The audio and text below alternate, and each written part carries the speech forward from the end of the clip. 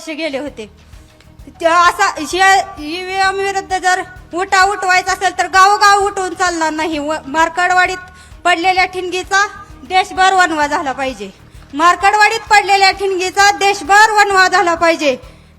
मी एवढंच म्हणेल की नाद नाही करायचा आमच्या गावात. एवढं बोलून मी माझं छोटंसं मनोगत संपवलं. महाराष्ट्र राज्याचे आराध्य दैवत राजा शिवछत्रपती क्रांतीज्योती सावित्रीबाई फुले, क्रांतीसूर्य ज्योतिबा फुले या सर्व महामानवाला महावंदना करून मी 4 शब्द सांगत आहे. इथे आलेल्या सर्व मान्यवरांचं सर्व ग्रामस्थांनी टाळ्याच्या गजरात स्वागत करावं.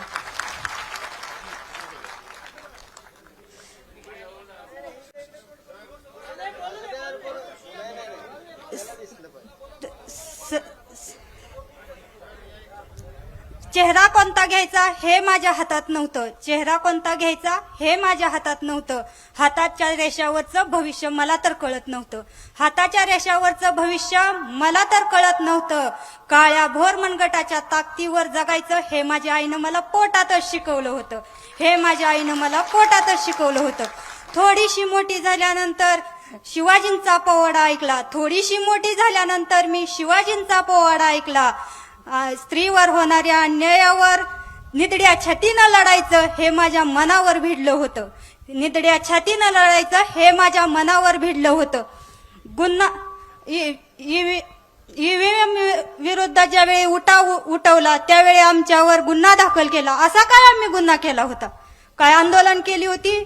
चिडचिड झाली होती? इथं नेमका प्रॉब्लेम काय झाला होता की इतकी मीडिया किंवा इतकं प्रशासन सरकारनं विकत घेतला आहे का? हा माझा सर्वप्रथम सर्व महाराष्ट्रातील जनतेला पहिला मोलाचा प्रश्न आहे. गुन्ह्याविरुद्ध उभा राहायचं हे माझ्या सावित्रीनं मला 3रीच्याच इतिहासात शिकवलं होतं. गुन्ह्याविरुद्ध उभा राहायचं हे माझ्या सावित्रीनं 3रीच्याच इतिहासात शिकवलं होतं. न्यायाविरुद्ध लढण्यासाठी शिक्षण देण्यासाठी तिने त्यावेळी शेणच झेललं होतं. लाडक्या बहिणीचा मुद्दा समोर करून तुम्ही आमच्या अहिल्याचा अपमान करत आहे. लाडक्या बहिणीचा मुद्दा समोर करून तुम्ही आमच्या अहिल्याचा अपमान करत आहे. जिने स्वतःच्या हिमतीवर किंवा स्वखर्चानं ज्यावेळी समाजाला जगवलं होतं, तिनं अनेक पानपोया अनेक उपक्रम करून तिनं स्वातंत्र्याशी कसं लढायचं हे आम्हाला पिंडीला मिठी मारून दाखवलं होतं. त्यावेळी लहान वयातच 9 वर्षाचा असताना तिनं पिंडीला मिठी मारून दाखवलं.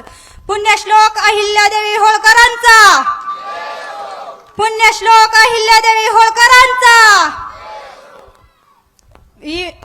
प्रशासनात ज्यावेळी थोडं मोठं झाल्यानंतर माती मोल कवडी मोल किमतीनं आमचं इंग्रज भारतात आल्यानंतर कवडी मोल किमतीनं आमचा शेतमालाला भाव कवडी मोल किमतीनं दिला होता.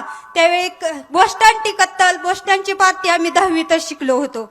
बोस्टनची पार्टी आम्ही 10वीतच शिकलो होतो. त्यावेळी अनेक उठाव होत होते, अनेक अन्याय होत होते. त्यावेळी गावोगावी उठाव होत होते. तिथल्या तिथे लोक चिरडली जात होती. त्यावेळी इंग्रजांना देशातून बाहेर काढण्यासाठी 150 वर्ष गेले होते. इंग्रजांना बाहेर काढण्यासाठी 150 वर्ष गेले होते. असा ईव्हीएम विरुद्ध जर उठवायचा असेल तर गावोगाव उठवून चालणार नाही. मार्कडवाडीत पडलेल्या ठिणगीचा देशभर वणवा झाला पाहिजे. मार्कडवाडीत पडलेल्या ठिणगीचा देशभर वणवा झाला पाहिजे. मी एवढंच म्हणेल की नाद नाही करायचा आमच्या गावात. एवढं बोलून मी माझं छोटंसं मनोगत संपवलं.